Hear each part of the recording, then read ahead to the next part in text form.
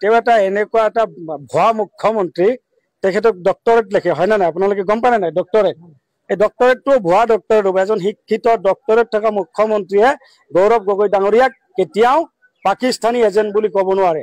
আৰু তেওঁক মই কম, এইবিলাক ননচেন্স কথা, মূৰ্খৰ দৰে কথা কোৱাটো অসমৰ ৰাইজে বেয়া পাইছে। এতিয়া গৌৰৱ গগৈ ডাঙৰীয়া এজন প্ৰায়ত মুখ্যমন্ত্ৰী, 3 বাৰকে মুখ্যমন্ত্ৰী আছিল। তেওঁৰ পিতৃৰ যি অৱদান অসমৰ কাৰণে সেইটো অবৰ্ণনীয়, আপোনালোকে জানে।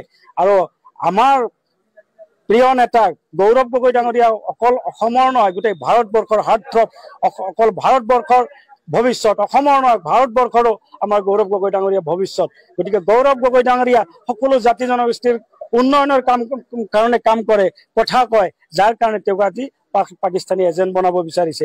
তেখেতে আপোনালোকে জানে, জুবিন গাৰ্গ ডাঙৰীয়াকো তেখেতক সকলে সমালোচনা কৰিছে, তেখেতসকলৰ মন্ত্ৰীসকলেও সমালোচনা কৰিছিলে। অসমত যোনে ভাল কাম কৰে, যোনে ভাল চিন্তা কৰে, তাৰ কাৰণে হেমন্ত বিশ্ব শৰ্মা ডাঙৰীয়াৰ কাৰণে তেওঁ এটা বিষ হিচাপে পৰিণত হৈ যায়। গতিকে এইজন মুখ্যমন্ত্ৰীৰ পৰা এইবিলাক কথা অসমৰ ৰাইজে আশা কৰিব। গতিকে বেছিদিন অপেক্ষা কৰিব নালাগে, অহা 26 চনত চাব এই যিজন পাকিস্তানী এজেণ্ট বুলি কৈ আছে না, সেইজনেই অসমৰ মুখ্যমন্ত্ৰী হ'ব। আৰু পাকিস্তানৰ লগত যুদ্ধ কৰিবলৈ হলে এইজন আমাৰ গৌৰৱ গগৈ ডাঙৰীয়াৰ সক্ষম হ'ব। তেওঁতো আমাৰ যিবিলাক অৰুণাচল বৰ্ডাৰকে সুৰক্ষা দিব নোৱাৰে এইজন মুখ্যমন্ত্ৰীয়ে। গতিকে তেওঁ আৰু পাকিস্তানক কি এজেণ্ট বুলি কয়? পাকিস্তানক কেনেকে, ভাৰতবৰ্ষত কেনেকে সুৰক্ষা দিব? বাংলাদেশৰ কথা কয়, বাংলাদেশী বুলি কয়, তেওঁ বাংলাদেশৰ বৰ্ডাৰটোৱে সুৰক্ষা দিব পৰা নাই এতিয়ালৈকে। কংগ্ৰেছ দলে দিব, কংগ্ৰেছ দলে বাংলাদেশী ওলাই দিব। অসমত কোনো বাংলাদেশী নাই। এই বাংলাদেশীৰ নামত তেওঁ অকল অসমখনত ছিন্ন বিচ্ছিন্ন কৰি আছে, অসমখনৰ হিন্দু মুছলমান লগাই আছে। অসমত কোনো বাংলাদেশী নাই। আৰু অকল এই আমাৰ হেমন্ত বিশ্ব শৰ্মা ডাঙৰীয়াত এই হিন্দু মুছলমানৰ নামত, বাংলাদেশীৰ নামত অসমত মুছলমানসকলক অন্যায় অত্যাচাৰ কৰি আছে। আৰু এই হেমন্ত বিশ্ব শৰ্মা অকল মুছলমান বুলি কথা নহয়, তেওঁ কোনো জাতি জনগোষ্ঠীৰ কাৰণে এজন ভাল মুখ্যমন্ত্ৰী হ'ব নোৱাৰে।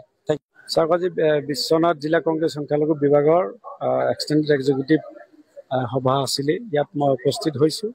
আমি অহা 26 চনৰ নিৰ্বাচনৰ কাৰণে আমি দলীয় আমি সংগঠন মজবুত কৰাৰ কাৰণে আজি মই বিশ্বনাথত উপস্থিত হৈছো। আৰু আপোনালোকে জানে যে বিজেপিয়ে আজি যেনেকৈ অসমখনত আজি তেখেতসকলে কেতিয়াও উন্নয়নৰ কথা নকয়, অকল তেখেতসকলে হিন্দু মুছলমানৰ যি বিভাজন কৰিব বিচাৰিছে, আমি সেই বিভাজনমুখী ৰাজনীতি আমি কংগ্ৰেছ দলে কৰিব বিচৰা নাই। আমি কংগ্ৰেছ দলে কেনেকৈ শংকৰাজানৰ দেশত আমি কেনেকৈ একতাৰে আজি সকলো জাতি জনগোষ্ঠীক আমি কেনেকৈ উন্নয়ন কৰিব পাৰো, অসমখন কেনেকৈ আমি আগবঢ়াই লৈ যাব পাৰো, তাৰ কাৰণে আমি কংগ্ৰেছ দলে অহা 26 চনত তৃণমূল পৰ্যায়ত আমি কেনেকৈ সুসংগঠিতভাৱে অহা দিনত আমি কেনেকৈ বিজেপিক সাম্প্ৰদায়িক শক্তিক আমি পৰাভূত কৰি আমি ধৰ্ম নিৰপেক্ষ দল কংগ্ৰেছ দলক আমি কেনেকৈ চৰকাৰ গঠন কৰিব পাৰো, তাৰ কাৰণে আমি ইয়াত আমি এখন সভা আহ্বান কৰিছিলো। আৰু আপোনালোকে চাব যে হেমন্ত বিশ্ব শৰ্মা ডাঙৰীয়াক অসমৰ বিভিন্ন জাতি জনগোষ্ঠীৰ মানুহে এতিয়া ভাল পোৱাটো দূৰৰ কথা, তেওঁক ঘৃণা কৰে আজিৰ ডেটত।